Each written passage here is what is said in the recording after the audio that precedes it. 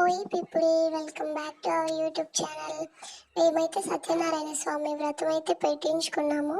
సత్యనారాయణ స్వామి వ్రతం ఎందుకు చేసుకుంటారో మీకు తెలుసా? మీరు ఎప్పుడైనా పెట్టించుకున్నారా? స్వామి వ్రతం చేయించుకుంటే మంచి జరిగిద్దని చెప్పి పెట్టించుకుంటారు. గృహప్రవేశం చేయించుకునేటప్పుడు పెళ్ళైన దంపతులు కొత్తగా ఏదైనా న్యూ ప్రారంభం అప్పుడైతే పెట్టించుకుంటారు. ఎంత మంచిగా అలంకరించామో చూడండి. మంచిగా పూలు అవి పెట్టి తర్వాత ప్రసాదాలు అవి అయితే పెడతారు. సత్యనారాయణ స్వామి గారికి ఇష్టమైన ప్రసాదం రవ్వ చక్కెర అంట కలిపి పెడతారు. చాలా యమ్మీగా ఉండిద్ది.